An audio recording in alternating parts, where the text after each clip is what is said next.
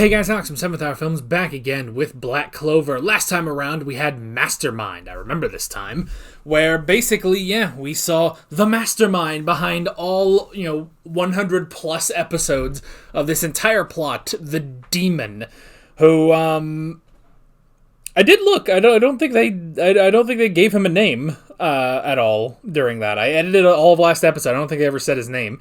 So, we are instead just going to keep calling him Ron the Demon. So, yeah.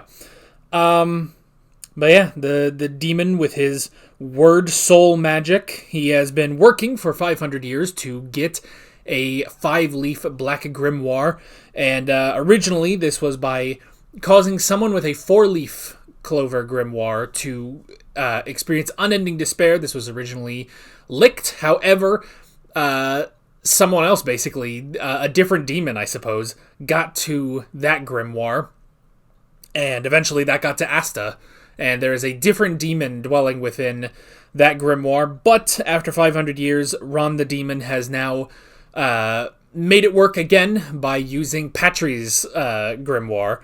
So he turned that into a black grimoire, took that, and then turned Patri into a dark elf. And now Asta and Yuno are facing Dark Elf Patri, so yeah, it's a bit of a problem. It's a bit of a problem. We've just got a lot of problems right now. So yeah, that is pretty much where we left off. Like always, the reaction is down in the description and in the pinned comment for your viewing pleasure. So let's go ahead and jump right into this episode of Black Clover. Here we go.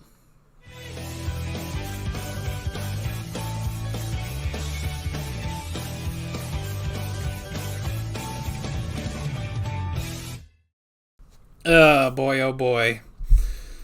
Alright. Well, we've got a good old-fashioned alliance of convenience.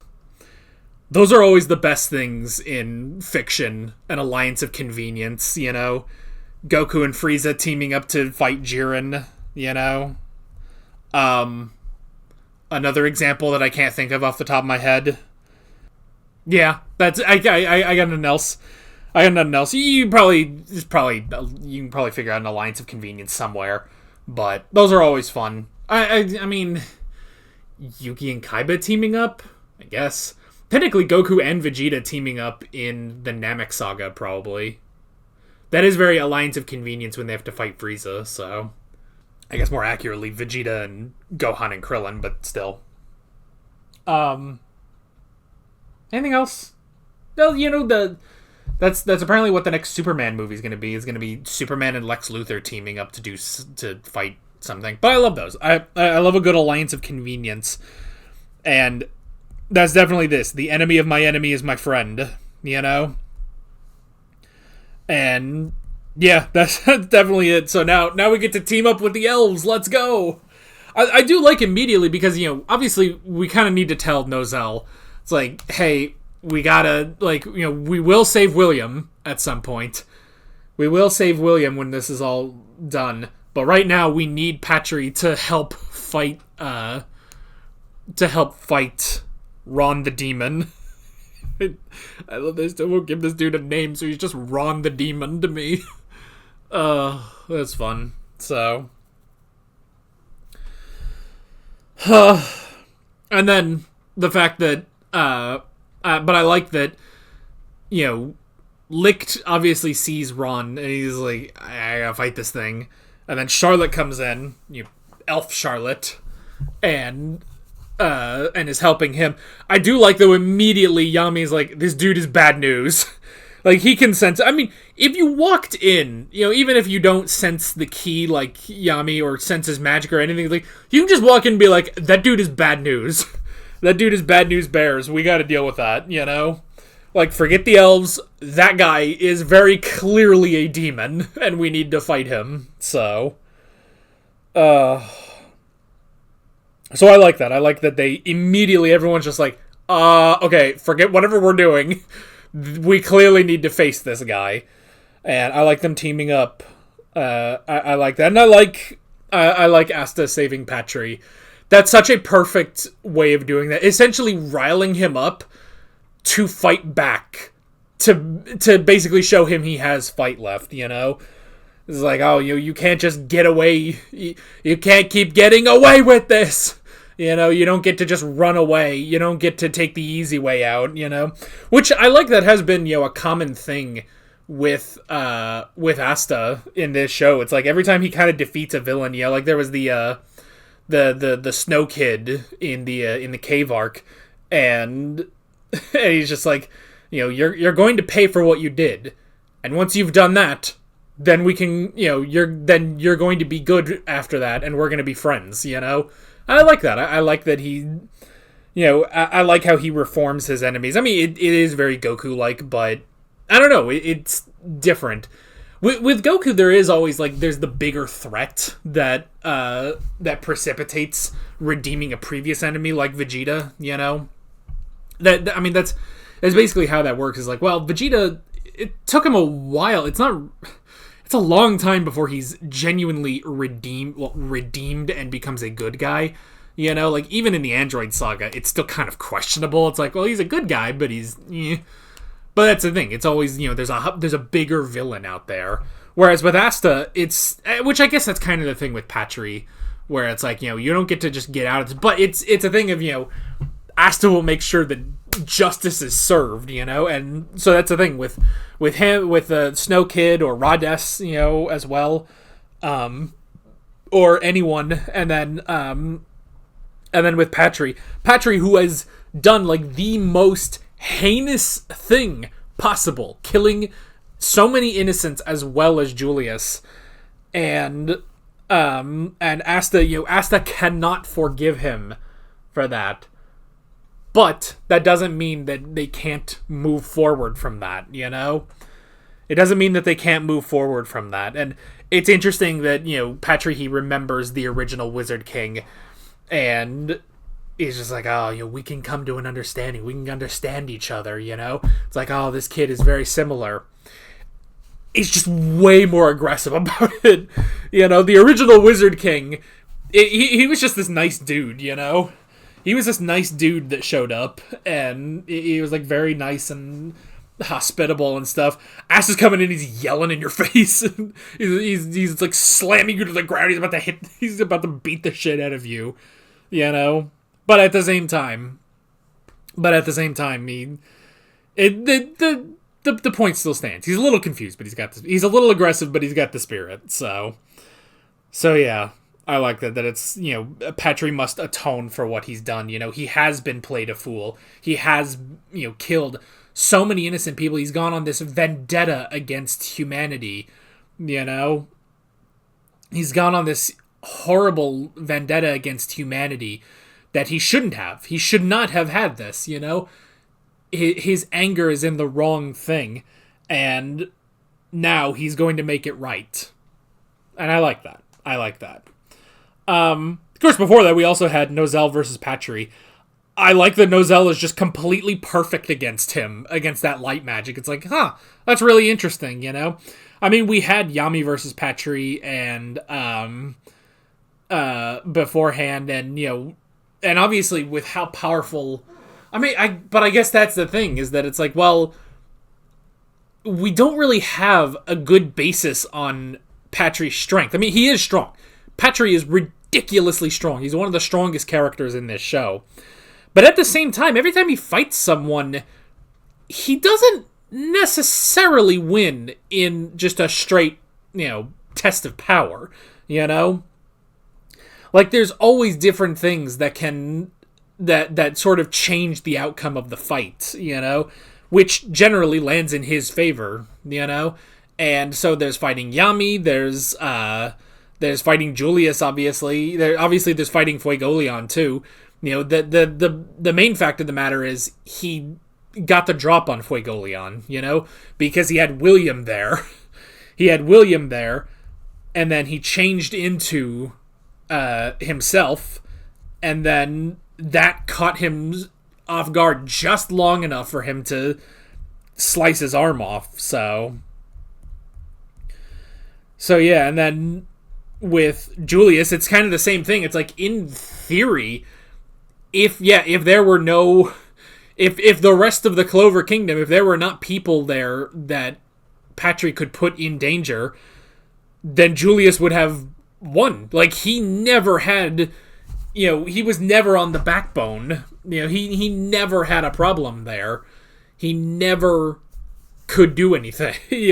Patry never had the upper hand against Julius, but he used Julius's one weakness against him. Not a weakness of any, not a physical weakness, but a character weakness that he is the Wizard King. He has to protect the people, and he will die to do that. So that's how Patry won that fight. So it's an interesting thing. It's a really interesting thing. And I like that too, because I like the way that Black Clover does it, that it's not just a straight up power scaling like you would get with, I would say something like Dragon Ball or other, a lot of other shonen battle anime. But I like this, they do take into account different magical attributes that Nozel is actually very good against Patry, Nozel is very good against Patry. Now, could Nozel beat Julius? That's another question, Like, it kind of keeps everything on its toes to where, at the end of this episode, you get Licht versus Ron, Ron the Demon, and it's like, well, Licht is so powerful. He probably could have beaten Julius, He probably could have beaten Julius with his anti-magic swords, and he's so powerful that, he never was on the backbone. Asta and Yuno never got the upper hand against him, and just all of this stuff. And just immediately it's like, he's not in a good position against Ron, Because Ron has, his magic can also, manipulate physical matter, So it's not just magic, which means the Demon Dweller's sword can't do anything against some of that, And that's really interesting. That's really, really interesting to see that it's like, yeah, it makes every fight refreshing, basically, because you never really know. It's like, okay, well, maybe, and it's like, you could even say that with like Noelle versus Fauna, that that they've kind of showed us that Noelle, now that she has this control with her Valkyrie armor and everything, technically yes, she beat Fauna, but Fauna has the forbidden magic that keeps her alive, and so she can keep doing this, and it's like, well, now you really don't know where that could go. Now Noelle is on the back foot, so it's interesting. I like that. I like how this show does fights, This show does fights really well, and pretty much every time you're like, well, I don't know. It could be any number of things. It could be any number of ways that this fight could end, So I like that. And I'm sure we're in for way more fights as we keep fighting Ron the Demon, so and then we're all teaming up, which makes it even more interesting. These fights are all great in this show. So, and Nero can talk.